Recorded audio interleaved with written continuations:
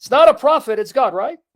And Jesus is that God, because the Bible says Jesus is God the Son, the husband of the church. Here, Isaiah 54:5.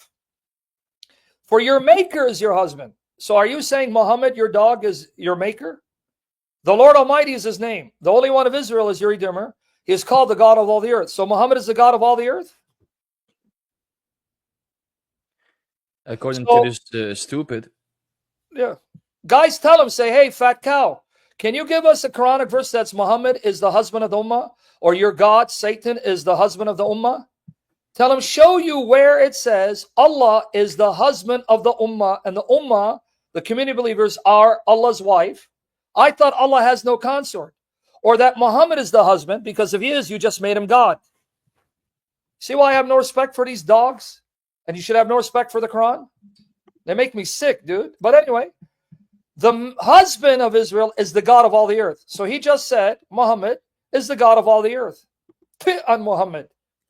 Anyway, yes, and Jesus is the husband of the church because he's God in the flesh. What didn't you don't get, pagan? Ephesians 5:25-33.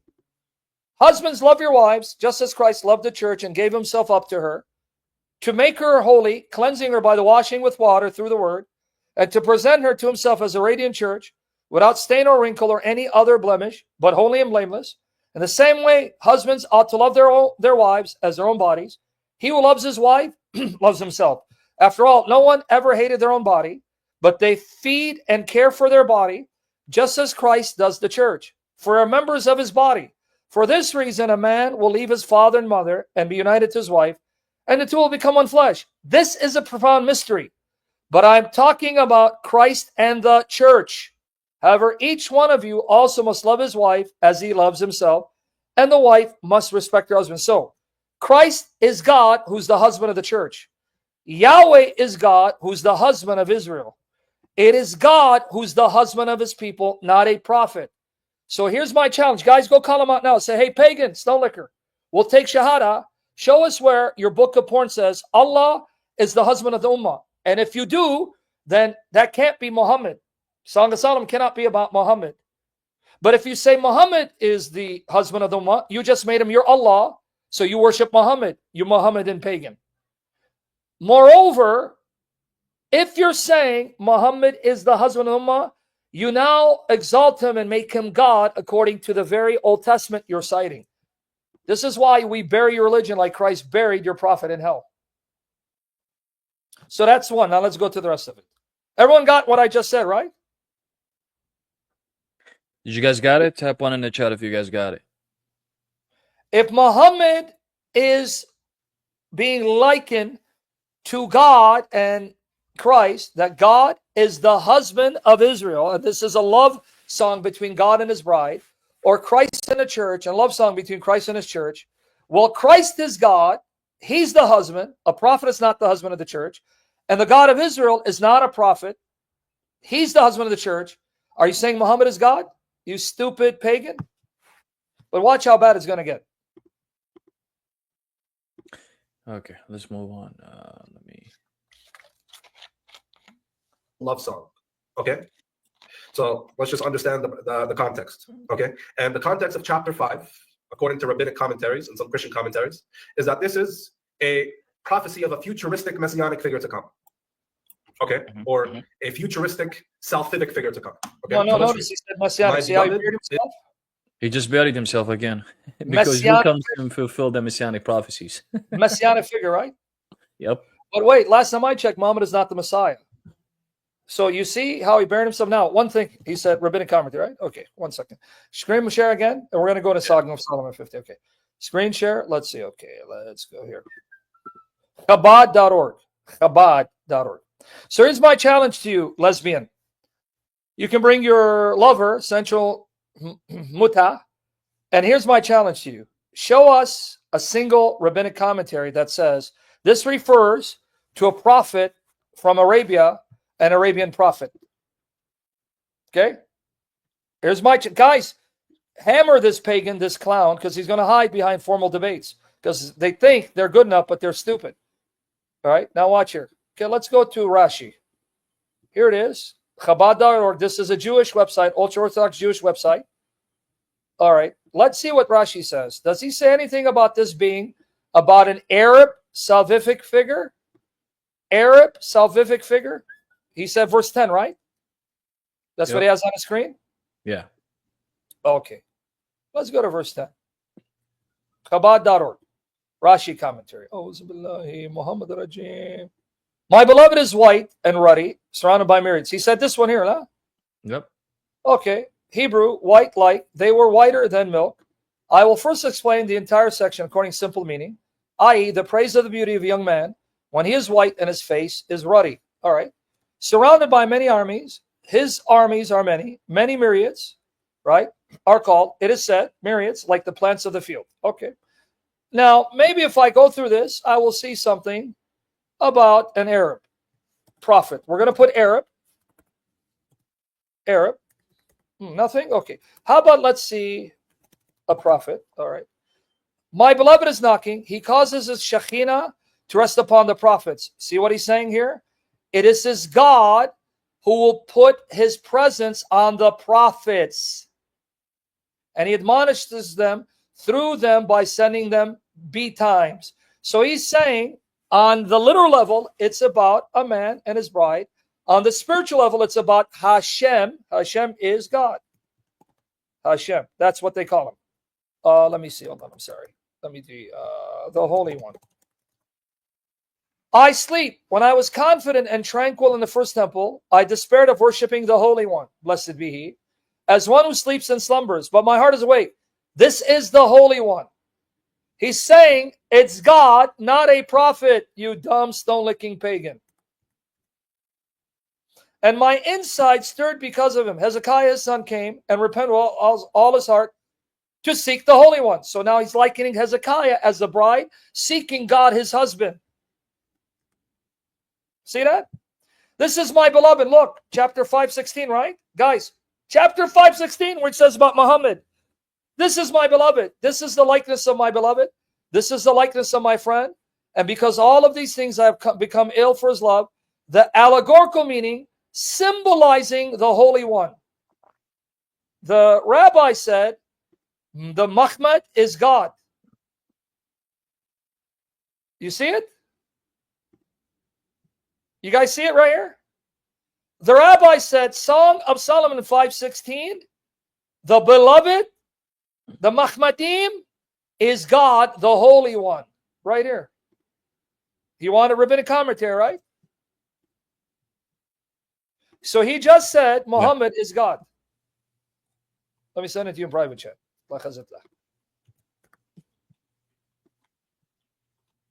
So Muhammad is God. He's Yahweh. See that right there? I want everyone to see that. This is the likeness of my beloved. And this is the likeness of my friend.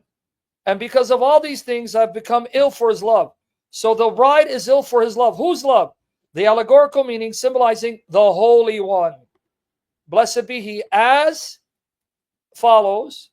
My beloved is white, to whiten my iniquities. So God is going to make me white, cleansing me from my sins. Clear and white. When he appeared at Sinai, Muhammad appeared at Sinai? No. No, according to this dumb stone licker, he did, huh? Well, according to his stupidity, yeah. He appeared as an old man, teaching instruction. So when he sits in judgment, his garments was light like snow, and the hair of his head was like clean wool. It's saying the Mahmadim, Mumattiqim, is God. Surrounded by myriads. Okay, I can read it right here. Well, let me read it. So we're going to get there. I'm going to show you how he's going to bury Muhammad. Many armies encompass him. His head is as the finest gold. The beginning of his words shone like finest gold, as the scripture says. The commandments of your words enlighten. He's saying the husband is God. On a literal level, it's the man, Solomon. Spiritual level, it's God, not a prophet, you pagan. The commencement of I am the Lord your God showed them first that he has the right of sovereignty over them, and he then issued his decrees upon them. His locks are curled. What does that mean? How does he? God doesn't have locks, right? Oh, but he's saying that the locks refers to every point of the letters of the Torah. That's God's locks, the lettering of the Torah. Black as a raven, because it's written before him in black fire on white fire. He's saying the black raven is the Torah, which God wrote with black fire on white fire. That's their tradition. Another explanation is his locks were curled when he appeared on the sea, appearing like a young man, mightily waging war. See, now this is interesting because the rabbis are telling you God is appearing visibly. All right, let's continue. Let's read it. It's a long one, but I want you to read it. His eyes are like doves besides rivulets of water. Like doves whose eyes look toward their dovecotes, so are his eyes, who? Holy One, God, on the synagogues and study halls, for they are the sources of Torah, which is compared to water. Bathing in milk, when they took into judgment, they clarified the law in its true light, to justify the just, to give him what he deserves, and condemn the guilty, to repay his evil way upon his head. Fitly set on the fullness of the world. They wander over the entire earth, gazing upon good and evil. Another explanation, Torah scholars, whom the Holy One, blessed be he, makes his eyes to illuminate the world. Do I need to go on? No, it's crystal clear.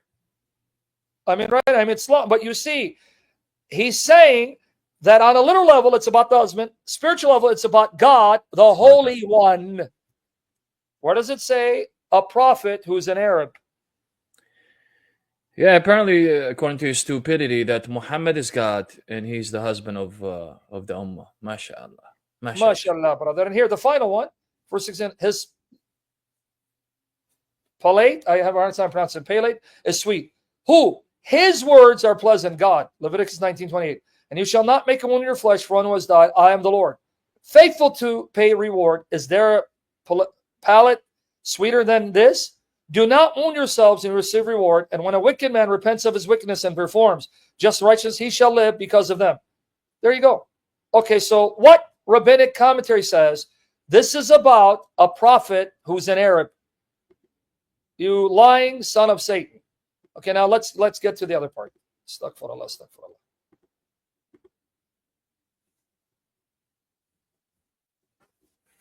That's this part, what he says. So we can finish it. How many prophecies that he's going to bring up anyway? I think, well, he's going to bring this. He's going to connect it with 16.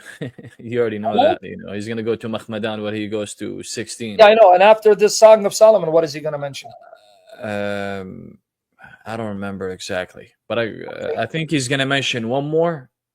Okay, we can finish that one more if there's one more. If not, we'll do a part 2 because we can do all of it. But get to this part with Song of Solomon 5:16. Okay.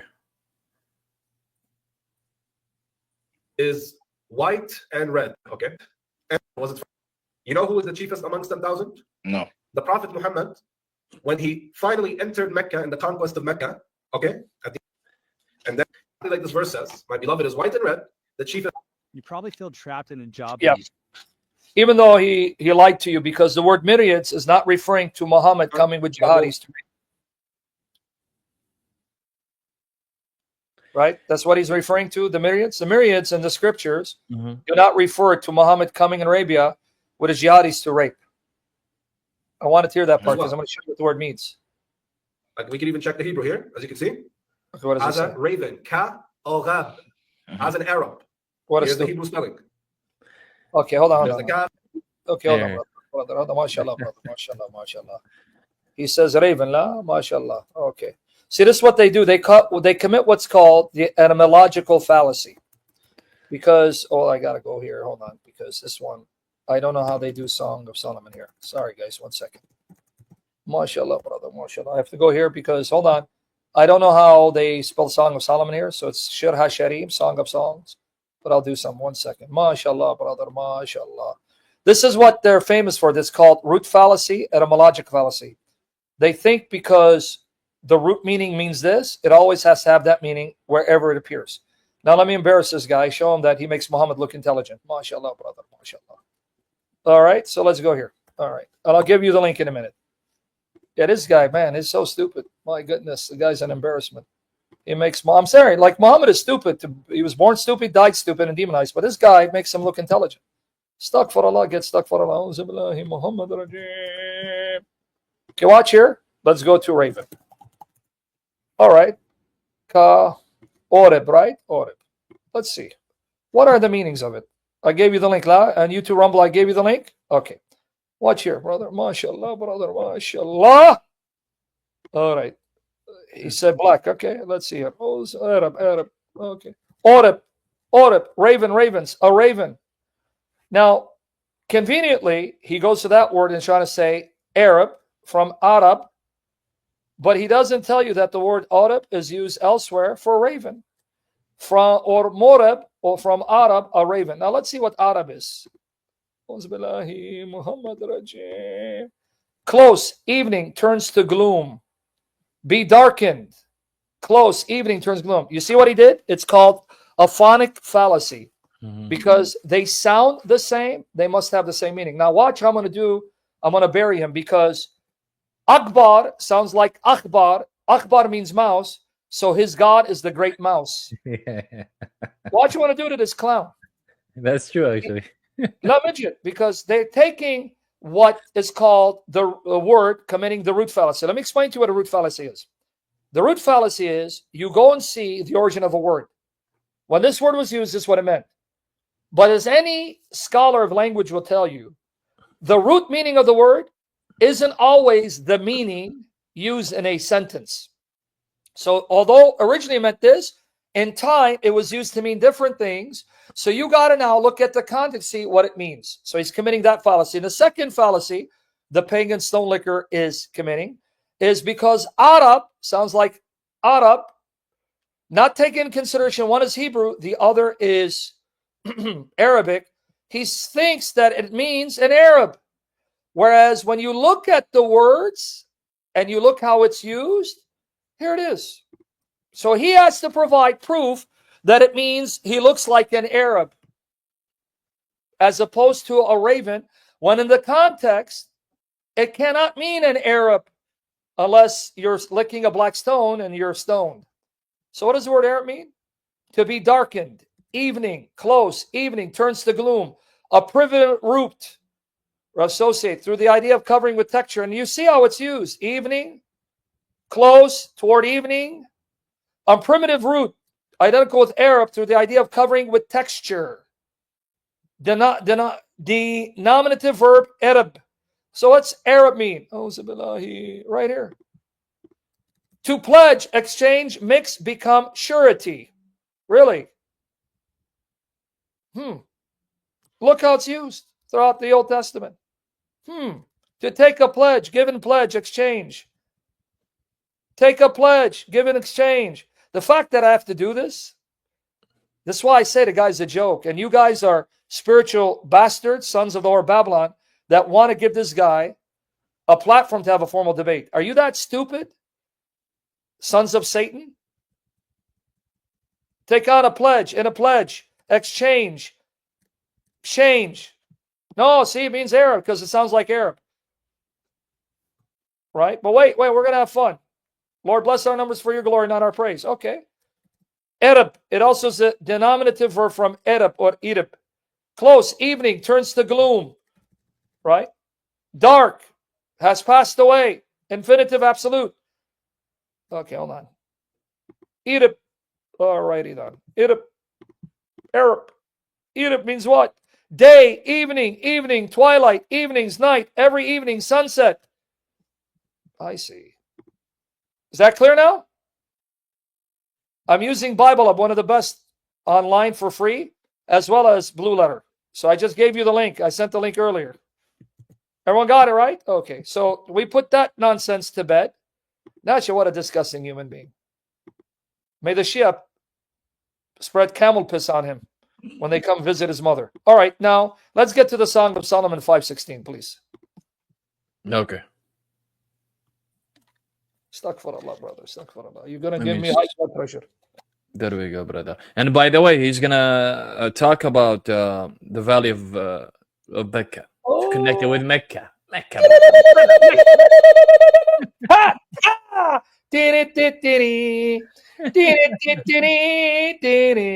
Are those the two ones he has, or he's got more? I think he's got one more. I'm not sure. Okay, you can hang. That means we need another hour. So you okay with another hour? That's fine. Yeah, no Because problem. I have to go get coffee now. Shit, like getting my blood pressure up. Stuck for Allah. It's up to you. We could do part 2 as well if you want. I mean, But if it's going to take we us can 2 hours finish to it do part today. 2, no, we'll just do it all in once. Okay, that yalla, let's just finish it. Here, Song of Solomon 5:15. All right. And it tells you his 16. location as well. So I'm going to just tell you. So here we go. His mouth is sweetness itself. He is altogether lovely. This is my beloved. This is my friend, O daughters of Jerusalem. You see this word, altogether lovely? Muhammad is a desire, Barwane Let's Brazar. get Ilahu, brother. Let's just finish it. This is funny. Yeah, let's finish it. Yeah, let's finish this part. ناشية these commercials هم قتلت لي ناشية. Yeah, I know. Let's go to the Hebrew. Can you read it for me? Mahamadim. So Mahmadim. Muhammadim. Okay. Mhm. The I am there is an I am of respect. Muhammadin, brother. Muhammadin. This guy's a fat pig. He said the I am there is the I am of respect. La? Yeah. Okay. Okay, let him finish his point. Let me know when he finishes so we can have barbecue time. Shish kebab. The plural of majesty, like you say Elohim with the I am. Elohim or Muhammadim. Okay. So you have an I am of respect at the end. Okay. Okay, good. But this word Muhammadim is the root word of the name Muhammad. Okay. Mim, Chet, Mim, Dalet in the Hebrew. Mim, Chet, Mim, Dalet. That's how you spell Muhammad in Hebrew. Mim, Chet, Mim, Dalet. Muhammad. Okay. So he's white and ruddy. He's an Arab. He's the chiefest amongst 10,000. He has black and wavy hair, and his name is Muhammad. And in the next chapter, it says, where has your beloved gone? The response is, he has gone to the place of the balsam trees. The place.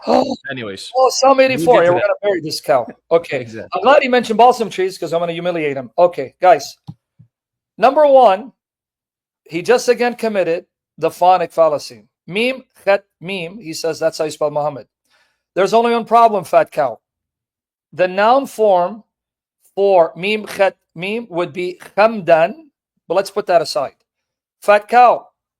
The word Muhammad, the root, comes from the Arabic meaning praise. Now, he knows Arabic better than me, so he can chime in.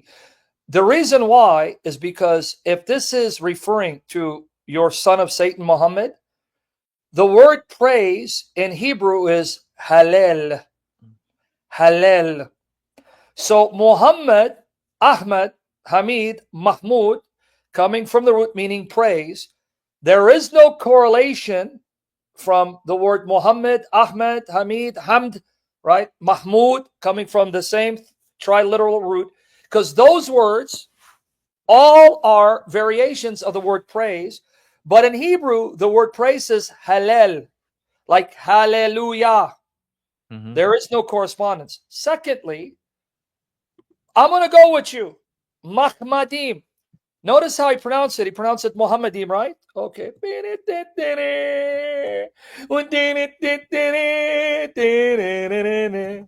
Murid tamori, murid tamor, murid tamori.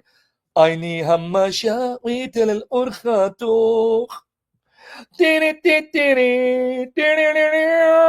Okay, but then we got another problem. Houston, we got another problem. Okay, let's see. Where's the Muhammad here? Come on, dude. Don't make this hard for me. You son of a whiskers. Stuck for Allah, get stuck for Allah. Telling you, I need coffee, dude. There. Okay. Let's see how the word is pronounced. Ready? Strong's H 4261. Mahmad. Mahmad. Why did he pronounce it Muhammadim? So that it sounds like Muhammad. But I'm glad he did this. Watch here. I'm glad he did this. Guys, stick around. He said Muhammad, Mahmad. Muhammadim, Mahmadim. Good. Because I'm going to show you Akbar. Sounds like Akbar. So your God is a mouse. He's Mighty Mouse. One more time. Strong's H 4261. Mahmad. Mahmad. So it's Mahmadim, right? But I'll give you it. I'm very generous to stone lickers who follow a prophet who's burning in hell. We'll go with Mahmad is equivalent to Muhammad. Okay, good. But now we're going to bury you. Why? Let me show you something. Let me go to my article, brother. You okay, man? Let me get your article, man. Why you do this to me, man? You waste my time with this guy, man. Why you like this? Oh man, you're so nice. You're so nice. Let's see. Is it right here? This is the one here. Is it? Yep. Okay. Right here. This is it. I'll get you the link. I just want to see if this. Oh yeah. Oh, you're so nice. You're very nice. I'll get you part 2, man. You make it part 3. Here you go, man. You ready? You ready, Freddy? Man, you keep making me high blood pressure. I need coffee, man. What am I coffee, man? Issue, you still here? I'm shocked you left, man. Come on, crystals. All right, you're very crystal clear. Okay. Get that article, everyone. I sent it to you, Patila. I sent it private or I sent it to you? Okay. Send out private. You know? All right. Let's go with Mahomet is Muhammad. Then Akbar is Akbar. Why? The word Akbar in Hebrew is mouse. His mouse, yeah. Let's see how it's pronounced. All right. All right. Let's see how it sounds. Remember, Mahomet, Muhammad. Akbar, Akbar. Why are you laughing at me, brother? Why you laugh so much at me? What can I do, brother? What can I do? MashaAllah, MashaAllah, brother. Let's go MashaAllah. to mouse. Where's the mouse? Here I come to save the day. Here, mouse, right? Okay. Come on, give me the sound. Strong's H5909. Akhbar. Akhbar. Akbar. By the way, Saint Faustina, is your mom still laughing? She still think I'm great? She have a good taste. Strong's H5909. Akhbar. Akhbar. Brother, Masha, Yeshua, brother. Mahmad means Muhammad. Then Akbar means Akbar. So when they say Allahu Akbar, they're saying Allah is a mouse. Allah is a rat, brother. He's a rat. Allahu Akbar. Allah is Akbar. Hold on, brother. So hold on, in my archive, show it. So Allahu Akbar, they're saying Allah is a mouse. That's why Mighty Mouse is mighty, because that's, let's be honest, God. Mighty Mouse. Did you know that, brother? But there's another thing. The word Allah means but and also can mean swear. Allah. Allah. Let me find it for you, brother. Masha Yeshua. So, brethren, I'm going to show you that in Greek, I'm sorry, let me get it first because I got to find the word Allah. 1 second, brother. Hold on. We got to do Greek. Allah. The word Allah. Okay, let me show you the word Allah. I got to find the Greek alphabet. Okay. That's in Greek. It means however, but. Now in Hebrew, brother. Let's find Hebrew. Allah. What's up, brother? I'm going to find it for you, brother. Right here. To go up, ascend, or climb, it can also mean curse. You see, brother? I don't lie to you, man. The word Allah. So in Hebrew means but or however, but in Hebrew, that was in Greek. But in Hebrew, what does it mean? It means to swear, to take an oath, right? Let me find it for you, brother. Okay, come on, oath, man. Why you do this to me, brother? Let's go here, brother. Okay, we got to find it. Oh, because we got to go. Allahumma ya salli salli. All right, let's go here. Not this one. Not Sella. How do I get Sella, man? I don't want to sell salad. Allah, right here. Stuck for a bucket. There, corresponding to. What the hell? Oh, that's why it's giving me this. Sorry. Okay, anyway. It does mean swear. Right here. I just don't know the Hebrew numbering in the lexicons. The Hebrew word Allah has multiple meanings, meaning to go up, to ascend, or climb. It also has a related noun, Allah, which can mean oath, curse, or oak. Oath, curse, or oak. Right here, you see? So I'm not making it up, but I just don't know the Hebrew numbering for the lexicon. All right? Let me do Strong's. So you guys don't think I'm lying. Here you go. So what does it mean? Oath, swear. Come on, dude. Don't make this hard for me because I need to go sleep, brother. All right, you got it. It says oath. Damn, Gina. Damn. Okay, oath or swear. Let's do this. Come on, Gina. Here it is. Okay, I finally found it. Get stuck for Allah, brother. Here it is. Cursing, Curses. execration, oath, or swearing.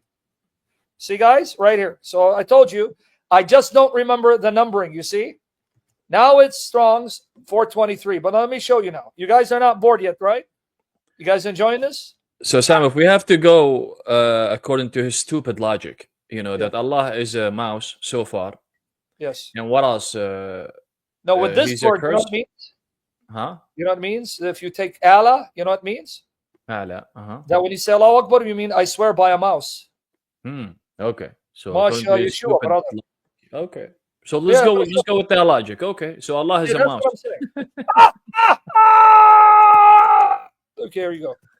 Guys, if we go with Allah, because it sounds like Allah, it means I swear by a mouse. So when Muslims say Allahu Akbar, they're saying, I swear by a mouse. I swear by a mouse. Takbir. Let's see how it's pronounced.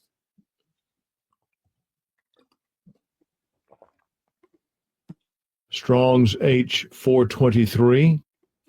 Allah. What? Allah. Brother, Masha Yeshua. Allah means to swear. Take an oath. So did you catch it, you Orthodox prostitute? When you say Allahu Akbar, you're saying, I swear by a mouse, I swear by a mouse. I swear by a mouse. Mighty mouse. Mighty mouse is here to stay. Mom. Oh yeah, well, what a beautiful mighty mouse. Masha No, I'm Yeshua, telling you, what is brother. that? That's what he's telling you. Mahmad sounds like Muhammad, Yeah, even yeah. though it doesn't have the same meaning. So if you say Mahmad, you say Muhammad. So when you say Allahu Akbar, you're saying, I swear by a mouse. So when the Muslims say Allahu Akbar, Allah, they're saying, I swear by a mouse, I swear by a mouse. I swear by a mouse, mighty mouse. Okay? But now let's make it worse for him. Okay, you got the links, everyone, right? Everyone got the links? All right, let me say I didn't share it here. Okay, I sent it to you in private. Okay, but now let's make it. So he wants Mahmadim to be Muhammad. But hold on, can I ask you something, brother? Brother from Yes, different brother. mother. Mahmadim is plural. He's saying that's respect. Okay, we'll go with that. That means if I see the word Mahmad, that's more in line with Muhammad. Mahmadim, that's plural. It means Muhammads. Which So there's that means- multiple Muhammads. But if we find the word Mahmad in Hebrew, then I would be Muhammad. Lela. Yeah, yeah. Okay. Brethren, let me show you, according to him, God hates Muhammad. He will defile Muhammad and destroy Muhammad. Why? Because the word Mahmad, singular, appears in these passages. 1 Kings 20, verse 6. Nevertheless, I will send my servants to you tomorrow about this time. They shall search your house and the houses of your servants and lay hands on whatever Muhammad you and take it away. So God is saying he's going to allow the punishment upon his people, and they're going to come and take away Muhammad. And the word is Mahmad, singular. All right. How about this one, brother? Lamentations 1:10-11. The enemy has stretched out his hands all over all her Muhammad. So the enemy of Israel, Jerusalem, Judah, stretched out her hands to destroy Muhammad. For she has seen the nations enter sanctuary, those whom you forbade to enter your congregation. All her people groan as they search for bread. They trade their Muhammad for food. So they're going to get rid of Muhammad for food. They're going to sell Muhammad. Say, hey, Muhammad, too bad. We got to eat. You got to go. Here, take our Muhammad. All right. So you guys see that?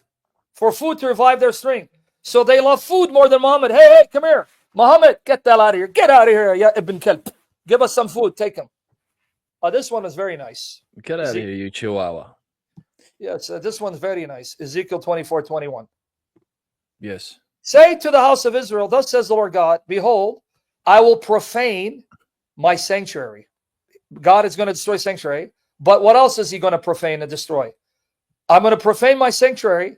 I'm going to profane the pride of your power, the Muhammad of your eyes. I'm going to destroy Muhammad. MashaAllah, MashaAllah, brother. So, according to the Bible, God is going to destroy Muhammad.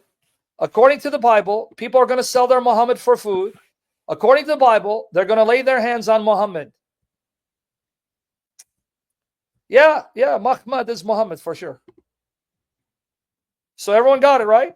According to Einstein, because Mahomet sounds like Muhammad, so here Mahomet will be destroyed by God.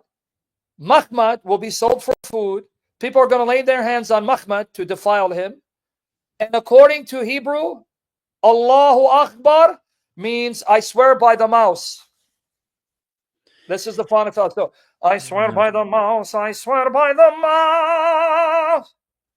I swear by the mouse. All right, brother. Beautiful mouse. Okay, brother. Let's go to the next one. نعم. For you too, brother. All right, brother. يلا. Place of the balsam trees in the commentaries is Mecca. He said what? So he's in Mecca. The palm trees in commentary, that particular verse is Mecca. It's talking about Mecca, the valley. Yeah, but he said I heard balsam trees is in Mecca. Okay, I thought he said commentary. Yeah. Okay. Yeah. Did he say commentary? No, I don't think he mentioned commentary. He has white and ruddy skin. He has black and wavy. His hair is black. It's wavy. He's an Arab. His name is Muhammad, and he's in Mecca. Who's this? Can you tell me who he is? He says Muhammad. So it's Muhammad. Is there anybody else who can fit the description in history? Someone else that's from an Arab country. The name is Muhammad, probably, but Yeah, who's the chiefest amongst 10,000? Very nice teeth, brother. You see, this is the problem with these layman Christians that goes out there, that they don't even understand what it is, and at the end they concede and say what they don't even know what they're saying. This is very stupid. Why you're even going out there to begin with? You haven't even studied the simple thing that Muslims brings as an objection, which is Song of Solomon, bro. Why? For what? I mean, it doesn't make any sense. You guys need to stop going to their platforms, man. This guy's smiling. You're with not his educated. Yeah. His nice, beautiful teeth, la? Yeah. All right. Okay, so let him Claims finish. to be a prophet? Psalm 84. Okay. No. Okay. So again, that's another one. Okay. That- Now we could go to Okay. Did he mention Psalm 84? I think he's about to mention it right now. Okay, let him finish it. Let's get to Psalm 84 so I can get this out of the way. Can you give me just one more, bro? Because I don't want to take all your time. So no worries. Was it Psalm 84? Was it Psalm 84? I think. Let me just. We'll do some. Oh my gosh. So it's only one more, not two? Not sure, to be honest with He you. said to him, okay, give me one more. Okay, go ahead.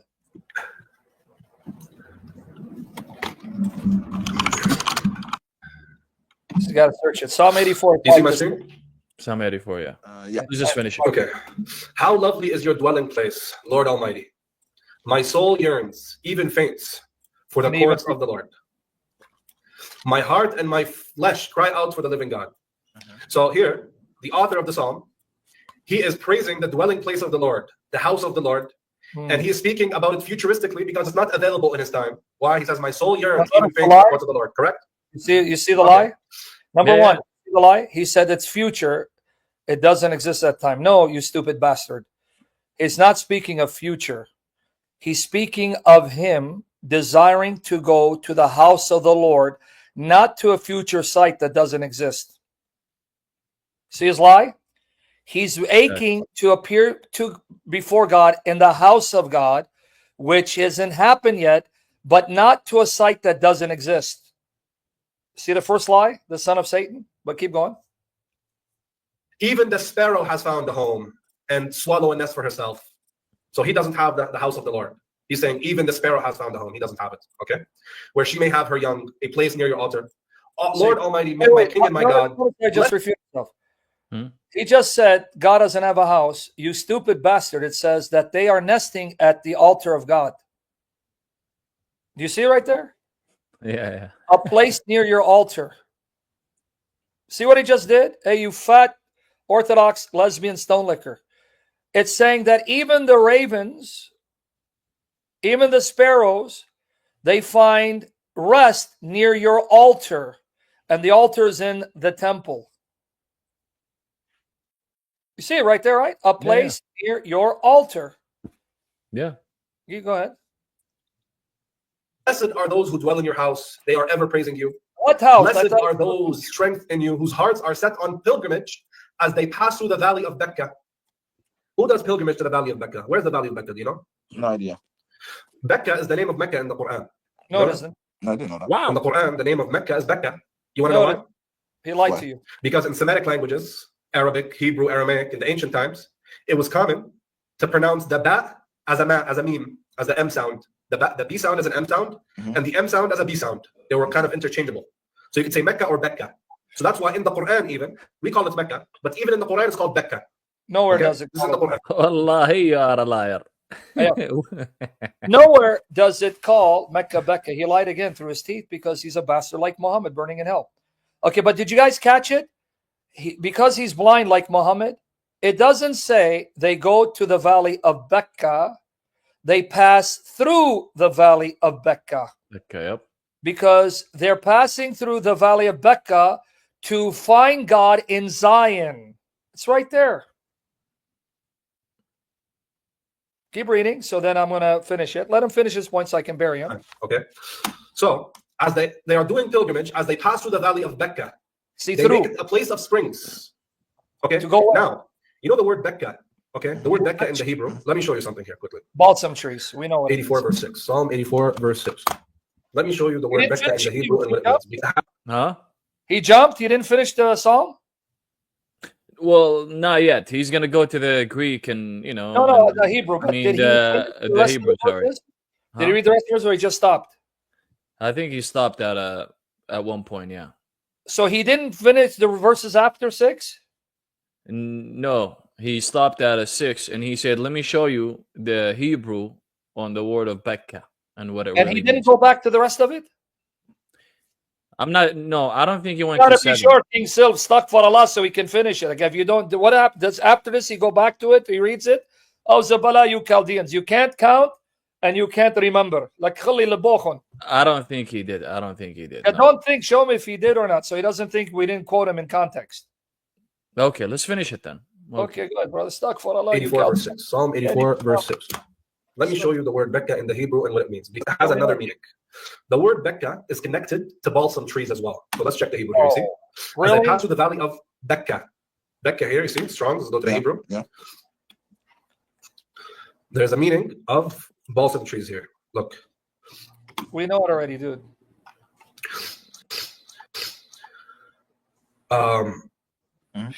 Okay, so this has the meaning of weeping of a different form are used. Here in 2 Samuel, it probably denotes some kind of balsam tree.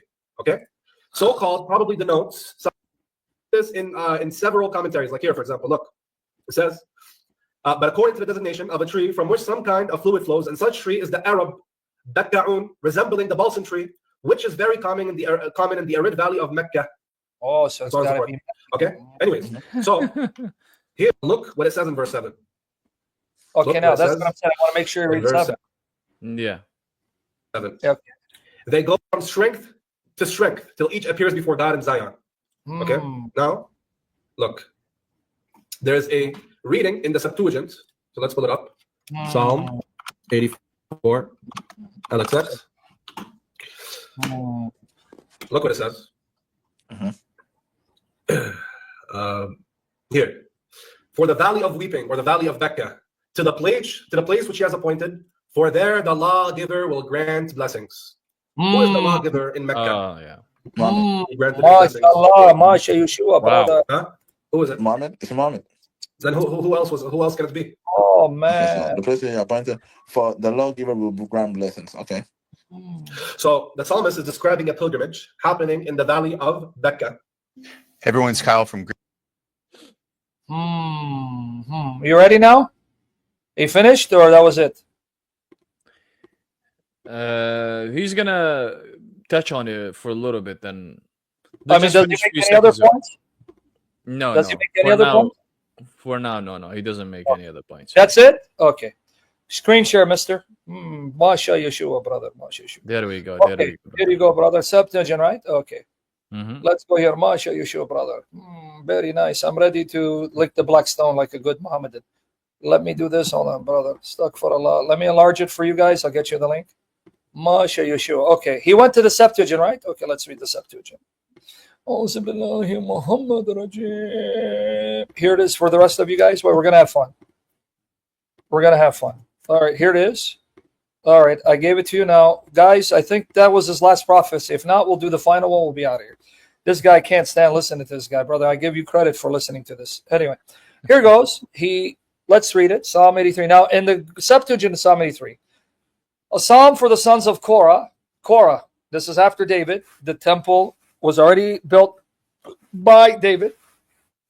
How amiable are thy tabernacles, O Lord of hosts. My soul longs and faints for the courts of the Lord. My heart and my flesh have exulted in the living God. Yea, the sparrow has found himself a home, and the turtle dove a nest for herself, where she may lay her young. Even thine altars. So God's house is already built. O Lord of hosts, my King and my God. Blessed are they that dwell in thy house. Okay, they will praise thee evermore. Pause. Blessed is the man whose help is of thee, O Lord, in whose heart he has purposed to go up to the valley of weeping, to the place which he has appointed, for there the lawgiver will grant blessings. Now watch what he didn't quote. They shall go from strength to strength. The God of God shall be seen in Zion. Why didn't he quote this? Because where was the law given? On Mount Zion. Or I'm sorry, not where is the law proclaimed? Sorry, Mount Horeb, Mount Sinai. My apologies. Zion is the hill in Jerusalem. Where is the law proclaimed and taught?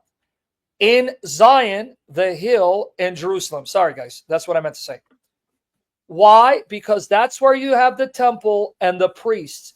And what do the priests do? Explain the law of the lawgiver. So when you go to Zion, which is in Jerusalem, and appear before the temple, there the lawgiver who gave the law to Moses, that are now in the hands of the priest to be read, will bless you by honoring the commandments of the law to go up to Jerusalem. He didn't read that part, huh? No. All right. Now let's continue. And I'm going to bury him with balsam in a minute. O Lord God of hosts, hear my prayer. Hearken, O God of Jacob. Pause. Behold, O God, our defender, look upon the face of thine anointed. For one day in thy courts is better than 1,000 years. I'd rather be an abject in the house of God. This is Korah speaking. He's talking about Mecca. Than dwell in the tents of sinners. For the Lord loves mercy and truth. God will give grace and glory. The Lord will not withhold good things from them that walk in innocence. O Lord of hosts, blessed is the man that trusts in thee. All right. So you see that, right?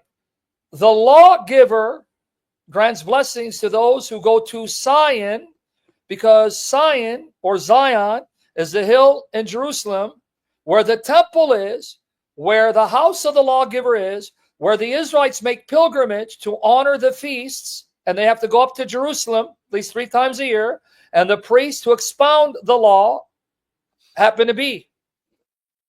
Right? And let's go back to another point.